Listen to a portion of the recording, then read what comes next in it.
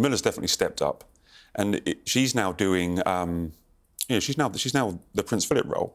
You know, she's now the strength and stay of the king, and she's when the late Queen was unwell, Prince Charles, as he was then, would step in and be the kind of leader of the royal family. But now it's Camilla is the person that stands in for the king.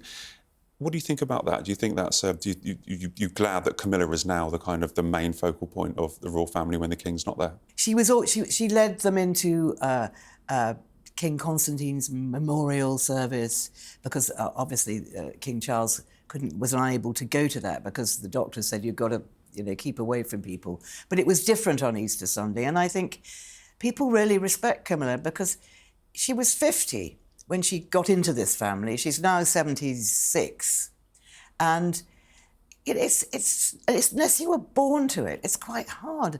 And they have huge. The Windsors have massive energy. Charles, as a young man, used to run everywhere, up and down the corridors. Prince Philip used to run everywhere and jump down all those staircases because they were in such big buildings to get there quicker. Camilla doesn't have that kind of energy, and I think it really takes it out of her. And I think people respect her for what she's done. Do we know, I was thinking about the crown. Do you remember the pet names they have for each other? Charles and Camilla? Yeah. Well, they were called Fred and Gladys. Oh, that was that was years ago. Yeah. When people have nicknames, they usually change, don't they? Different phases.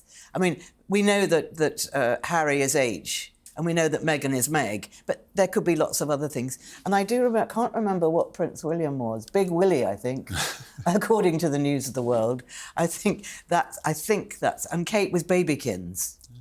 But people change the nicknames over time. So I don't know what Charles and Camilla call each other now. Darling, I think. I think so. I mean, it's still a really strong relationship. So. And here Charles says it's really nice when he says, my beloved wife, as he used to say with the Queen, my beloved mother. Absolutely. Should we take a little romp through the royal relationships, good or bad, that are happening at the absolutely. moment? William and Catherine. We haven't seen them for a while, justifiably, because Catherine, obviously, recovering from cancer. How the last couple of months have been incredibly stressful for the Prince and Princess of Wales. They have a very strong couple. How do you think they will be coping right now? I think what the Prince and Princess of Wales are doing right now is just concentrating on their family life. The children go back to school next week. We probably will see Kate driving them to school, possibly. I think that people are just waiting to see her again. But I think when you see William and Kate together, they have a great relationship. They're quite touchy-feely, but not over touchy-feely like Meghan and Harry are. They don't cling to each other, but occasionally they do. And they laugh again. I think it's laughter. They laugh together a lot. And I think that William is very, very supportive of his wife. And I know that Carol Middleton has said that to friends. He is so supportive of my daughter. And she's very sort of proud of him. So, it's that mutual support they have with each other. Are you surprised that there was a YouGov poll, I think, this week, that despite all the furore around the Mother's Day photograph, that the Prince and Princess of Wales are still the two most popular members of the royal family? I mean, they're not without their crises. Remember, a couple of years ago, the Caribbean tour, which I was on, was an absolute PR disaster. They're not without their problems. What is it about their, you talk about them being warm and they are very, affectionate to each other in private and public. What is it about their relationship that really strikes a chord with the public? I think it's the warmth between them and the warmth that they it's not fake, it's when they give out warmth. And of course, Kate is a photographer's dream. She's so beautiful. And William's a very good-looking young man. And I think that it's natural. It's not. You see, with Meghan, I feel she's got one expression, the big grin, and I feel that's all, and that doesn't feel natural. But with Kate and William, they've got all. It's just a warmth they have, and it sort of exudes to everybody around them, which is what the magic that Diana had. However nervous Diana was about meeting people or going out on her own, the minute she was out there, she exuded this warmth and friendliness, and that's what Kate and William do. Now, a less functional or a more dysfunctional royal relationship is Prince Andrew and Sarah Ferguson. Obviously, they married in the 80s, divorced, now living together and basically, supporting each other through thick and thin. Did you ever have much dealings personally with Andrew and Sarah? I had a lot of dealings with Sarah because I wrote a book about her. And I knew Sarah before she became the Duchess of York. She's very loyal. She's extremely loyal to Andrew. And I do think she found, certainly in the early years of her marriage, she found this arrogance that he has, don't you know who I am? Entitlement. I think she found that very difficult.